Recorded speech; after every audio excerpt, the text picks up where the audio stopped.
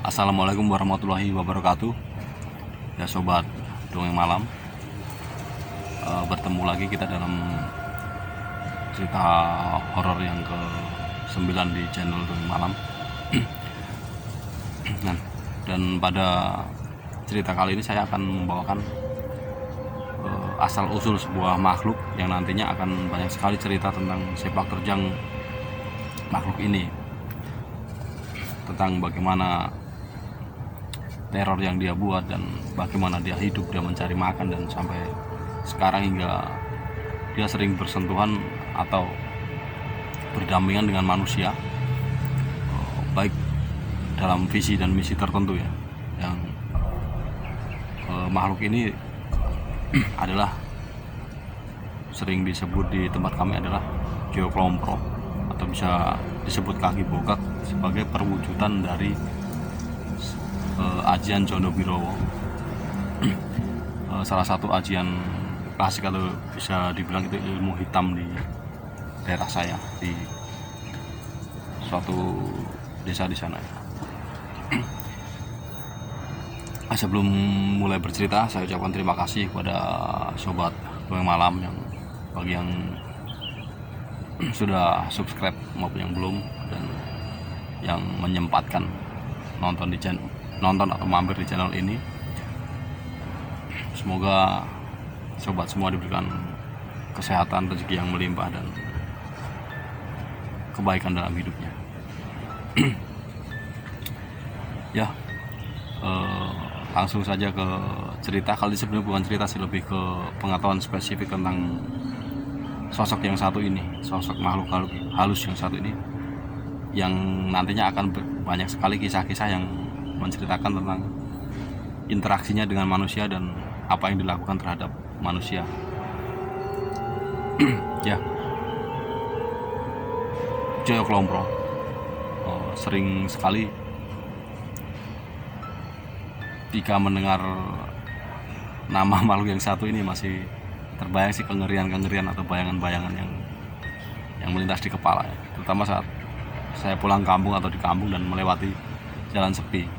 Karena Joyo Klompro ini bisa disebut juga dengan kaki bugak ya.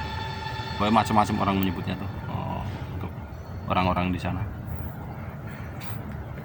Adalah salah satu makhluk perwujudan dari seseorang yang ngilmu atau memiliki ilmu Condobirowo. Nah, seseorang yang memiliki ilmu Condobirowo telah melalui ritualnya sampai membacakan mantranya tentang ajian Condobirowo ini.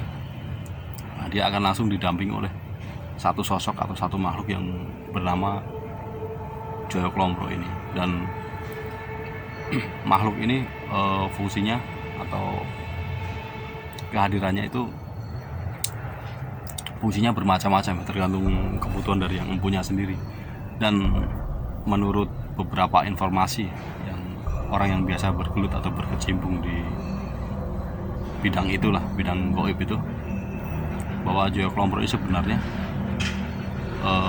sosok jin dengan kekuatan atau ilmunya yang tinggi itu mungkin diambilnya dari hutan atau dari mana, tapi ini adalah sosok jin yang tingkatannya cukup tinggi. Nah, dalam perwujudannya si Klompro ini sering mewujudkan diri sebagai bentuk orang dengan badan berwarna hitam, tegap dan tinggi. Dan ini adalah bukan sejenis pesugihan, tapi perewangan, di mana dia untuk ilmu kanuragan itu sangat berfungsi, bisa membantu untuk menjaga diri, menjaga keluarga, maupun untuk mencari kekayaan. Tapi caranya berbeda dengan pesugihan. Untuk menjaga diri, Joyo Klompro ini akan selalu mendampingi si pemilik ilmu itu sendiri. Misalnya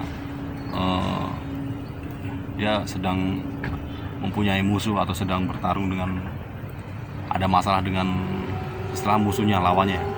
Saat bertarung pun sebenarnya yang bertarung itu bukan orang yang memiliki ini, tapi Joyo Klompro-nya ini yang bertarung. Bahkan orangnya itu sendiri bisa diangkat biar kelihatan terbang atau apa, dan dengan lincah dia akan menghabisi lawannya itu sendiri. Itu secara kasar ya. Dan apabila secara halus, yang punya ini tinggal mengutus si Geoklompro ini habisi si A atau si B itu, yang nggak menunggu waktu lama. Mereka akan kebanyakan rata-rata akan meninggal dengan cara yang ya nggak diketahui caranya. Mungkin kalau secara medis nantinya jatuhnya bisa jantung atau stroke berat gitu. Nah, dan untuk kekayaan biasanya pemilik Geoklompro ini akan membuka seperti praktek perdukunan secara gampangnya. Jadi nanti banyak orang nyari penglaris ke sana, orang minta tolong ini itu. Zaman dulu ini menceritakan asal usulnya zaman dulu, bukan sekarang. Sekitar tahun 70-an, 60-70-an lah. Nanti orang mau magerin rumah atau apa minta tolong ke ini simbahnya ini kan, yang punya ilmu itu. Dan apabila nanti usaha lancar atau apa gitu terus nggak pernah balik ke situ lagi, maka akan diutuslah si utusannya ini untuk memberikan, mungkin dengan sakit atau dengan apa, kepada orang yang pernah ke situ yang minta penglaris tapi lupa. Nah, setelah nanti yang minta penglaris itu sakit, ya sakitnya juga macam-macam, dia akan kembali ke situ dan memberikan istilahnya amplop lah, gampangnya sekarang amplop lah, dia akan sembuh lagi gitu. Dan itu akan terus berulang-ulang. Nah, disitulah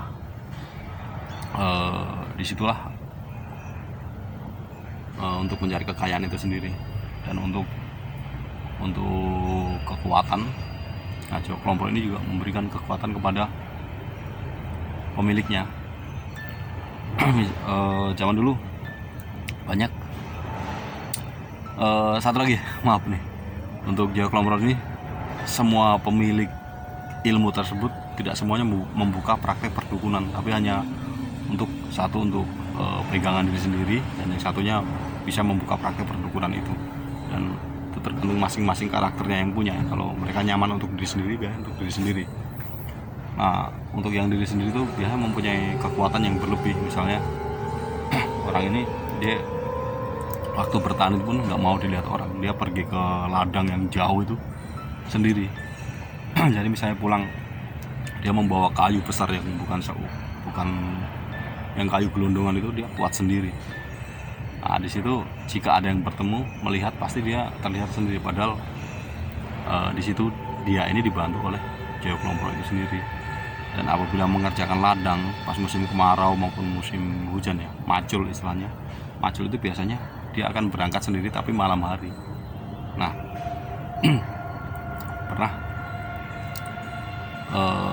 pernah kejadian seseorang yang rumahnya di dekat ladang itu. Nah, kebetulan yang punya ladang di belakang rumah itu orang yang punya ilmu tersebut.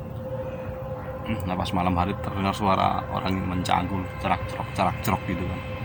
Karena penasaran, waktu itu rumah masih dari bilik bambu ya, nyaman bambu. Jadi yang punya rumah itu ngintip ke belakang karena tahu di situ ada ladangnya mbah ini gitu. Kalau malam biasa ke ladang, kalau kerja di ladang malam itu penasaran, maka dia intip lah di situ.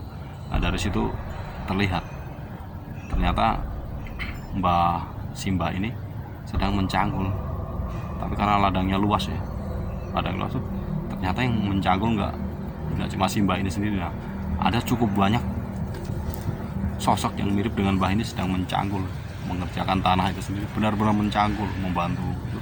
Tapi sosoknya sama semua, tersebar begitu. Nah, dari situ baru paham, oh berarti cara kerjanya begini. Dan satu lagi, tapi ini kejadiannya siang hari karena waktu itu kan membajak sawah pakai sapi. Dan pada suatu momen sapi itu ngambek, nggak mau bekerja kan. Nah, dia deprok aja atau ngejerum di sawah karena yang punya ini emosi, dan ternyata yang punya itu punya ajian Geoklompro itu. Sapi itu diangkat, dipegang buntutnya, diputer ke atas. Itu banyak sekali yang lihat, yang tetangganya yang sedang garap sawah itu, dia cukup heran ya. Sapi diangkat, diputer ke atas, dijatuhin, entah berapa kali putaran. Yang pokoknya intinya sapi itu mati di tempat saat itu juga. Nah itulah salah satu kekuatan yang ditunjukkan oleh Ajian Jono Birowo dengan perwujudan si makhluk Jaya Klompro ini. Nah di sisi lain, makhluk sosok ini Jaya Klompro ini dia membutuhkan makanan, dan makanan itu harus yang bernyawa dan berukuran besar. Apa makanannya? Yaitu kalau nggak sapi ya manusia. Dan apabila sudah jatahnya lapar, dia lapar, biasanya yang punya ini akan memilih calon makanannya. Misalnya di sana dia ada musuh atau apa, nah, itu makananmu. Ya sudah, berarti nasib apes yang menimpa orang itu. Ataupun sapi milik si A itu makan, itu bisa untuk dimakan, ya berarti apesnya ke situ. Dan zaman dulu belum ada yang bisa menolak atau meminimalisir, menangkal ilmu seperti itu. Dan di sisi lain ada yang punya ilmu Jono Birowo ini, tapi memberikan kebebasan pada Jaya Klompro ini untuk memilih calon mangsanya seperti apa. Nah itulah yang cukup menakutkan sebenarnya. Dibilang teror ya teror. Karena dulu pernah kejadian di suatu kampung itu, dalam waktu 40 hari itu hampir 40 orang meninggal dengan kondisi yang sama. Dan waktu itu memang sedang gencar-gencarnya orang belajar ilmu itu, ilmu Jono Birowo. Dan satu lagi permasalahan yang bahkan masih dibilang PR sampai sekarang ya, bahwa apabila yang memiliki Aji Jono Birowo ini meninggal dan tanpa dititipkan kemanapun, maka makhluk ini tuh tidak akan bisa meninggal, dan dia akan terus dia tetap butuh makan, dan dia akan ngelemboro, kata orang Jawa, ngelemboro. Dia akan berjalan kemana seperti apa yang dia akan mengikuti kebiasaan di mana semasa yang punyanya hidup. Misalnya suruh ke tempat sono, ke tempat si itu, si A, si B, nanti akan terus berulang-ulang begitu. Dan biasanya akan mencari makanannya ini secara acak. Jadi dimanapun dia bertemu dan ada mood di situ, apesnya manusia yang jadi mangsanya di situ biasanya akan meninggal tanpa sebab dan gejala ya.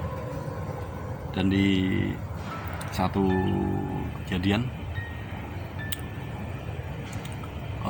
banyak orang yang memergoki seseorang yang bertarung dengan orang yang tak terlihat. Nah, nanti akan saya ceritakan pada cerita selanjutnya tentang Jaya Klompro itu sendiri. Dan yang pasti makhluk ini ternyata menurut orang yang tahu, makhluk ini ternyata tidak bisa meninggal. Jadi dia akan selalu ada, dan apabila ada penganut ilmu baru berarti akan bertambah jumlahnya ini. Dan setelah yang punya meninggal dan dia belum sempat dikembalikan, atau biasa kalau orang sudah akan meninggal itu dia belum ikhlas melepas ilmunya atau pengawal itu sendiri, dan belum sempat mengembalikan. Jadi dia akan tetap di situ dan mengikuti kebiasaan apa yang diperintahkan tuanya pada masa-masa lalu. Dia akan pergi ke sana, ke si A, si B, atau kemanapun ketika dia sewaktu tuanya masih hidup akan dia ikuti, seperti itu. Dan kejadiannya memang cukup banyak tentang makhluk ini. Mungkin di tempat lain, di wilayah lain mungkin ada atau berbeda nama atau berbeda pemahaman. Ya, ini perkenalan dengan Ajian Jono Birowo yang nantinya akan banyak episode atau cerita yang mengangkat tentang sepak terjang makhluk jahat dengan basic ilmu hitam ini. Karena banyak sekali kejahatan-kejahatan yang dilakukannya dengan kekuatannya itu sendiri. nanti kita bertemu dengan dalam cerita horor selanjutnya di Dongeng Malam. Ya, terima kasih buat sobat semua. Terima kasih atas subscribe-nya, like-nya, dan komentarnya. Dan terima kasih sudah mampir di channel Dongeng Malam. Sampai ketemu lagi nanti di cerita selanjutnya, cerita selanjutnya. Ya, saya ucapkan terima kasih, semoga diberikan kesehatan, rezeki yang melimpah, dan diberikan kebaikan di dalam hidupnya. Assalamualaikum warahmatullahi wabarakatuh. Salam Dongeng Malam.